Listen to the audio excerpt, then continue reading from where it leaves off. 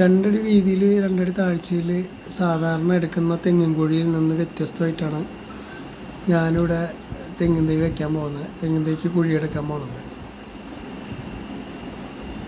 ഒരു 1.5 മീറ്റർ വ്യാസമുള്ള ഒരു തെങ്ങും വലിയൊരു കുഴിയാണ് ആദ്യം എടുത്തിട്ടുള്ളത്. അതിലൊരു ഏകദേശം ഒരടി താഴ്ചയേ ഉള്ളൂ.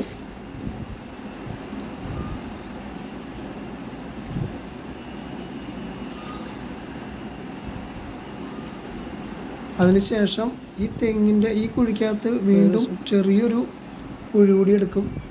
നമുക്ക് തൈ വയ്ക്കാൻ വേണ്ടിയിട്ടാണ്. അതൊരു തേങ്ങ നിൽക്കേണ്ട വലിപ്പം മാത്രമേ ഉള്ളൂ ആ ചെറിയ കുഴിക്ക്.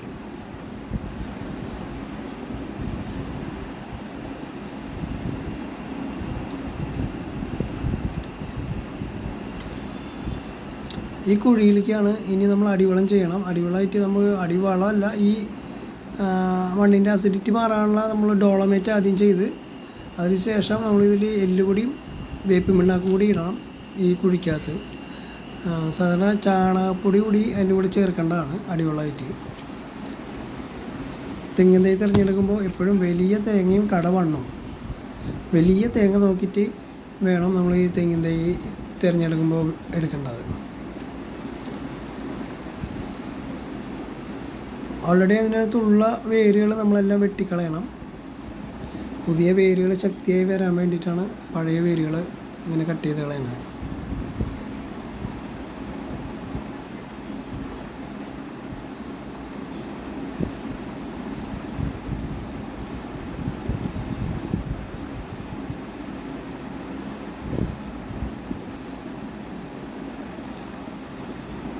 ഒരു തേങ്ങ നിൽക്കേണ്ട വലിപ്പം മതി ആ കുഴിക്ക്. നടുവിലുള്ള ചെറിയ കുഴിക്ക് തേങ്ങ നിൽക്കേണ്ട വലുപ്പം മതി. പിന്നെ മഴയത്തൊക്കെ ഒലിച്ചു വന്നിട്ടുള്ള മേൽമണ്ണായി ഞാൻ കുറച്ചെടുത്തിട്ടുണ്ട്. അത് ഈ തെങ്ങിൻ്റെ കടയ്ക്കകത്ത് ഇടാൻ വേണ്ടിയിട്ട്, തെങ്ങ് മൂടാൻ വേണ്ടി ഉപയോഗിക്കുമ്പോൾ അതിനകത്ത് ഉപയോഗിക്കാൻ വേണ്ടിയിട്ടാണ് ആ മണ്ണ്. മാക്സിമം ഇതിൻ്റെ കുഴി മൂടുമ്പോൾ നമ്മളിതിൻ്റെ മേൽമണ്ണ് മാത്രം ഉപയോഗിച്ചിട്ട് കുഴി മൂടാൻ ഉപയോഗിക്കാം. അതിന് വളക്കൂറ് കൂടും, അതുകൊണ്ട് മേൽമണ്ണ് ഉപയോഗിക്കാം.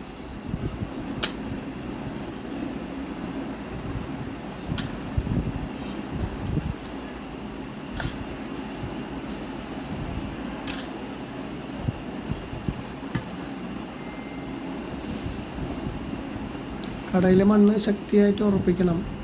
കാരണം കുഴി വലിയ വലിപ്പമില്ലാത്തതുകൊണ്ട് ഈ തൈ ചരിയാൻ പാടില്ല.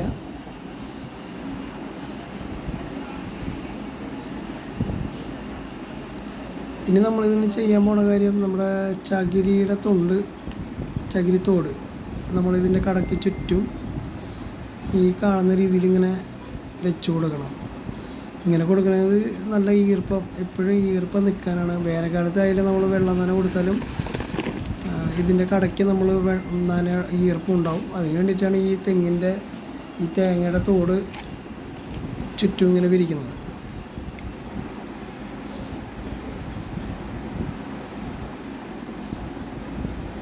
ഭാവിയിൽ തെങ്ങിൻ തടം എടുക്കുക എന്നുള്ളൊരു ബുദ്ധിമുട്ട് കുറയ്ക്കുക ഒന്നാമത്തെ കാര്യം. പിന്നെ നമ്മൾ ഇട്ട് കൊടുക്കുന്ന വളം മുഴുവൻ ഈ തെങ്ങിന് തന്നെ കിട്ടുക എന്നുള്ളതാണ് ഇതിൻ്റെ വേറൊരു ഗുണം കൂടി. തെങ്ങിൻ തടം എടുക്കുന്നത് ഓരോ വർഷവും നമ്മൾ വളം ചെയ്യാൻ വേണ്ടി തെങ്ങിൻ തടം എടുക്കുന്ന ബുദ്ധിമുട്ടുണ്ടാവില്ല. ഈ കുഴിക്കകത്ത് തന്നെ നമ്മൾ ഫുഡ് വേസ്റ്റ് ആയാലും എന്താണെങ്കിലും ഈ കുഴിക്കകത്ത് വന്ന് ജസ്റ്റ് കൊണ്ട് ഇട്ടാൽ മാത്രം മതി. പ്രത്യേകിച്ച് പുല്ലിൻ്റെ ശല്യങ്ങളൊന്നും വരാൻ ചാൻസ് കുറവായിരിക്കും.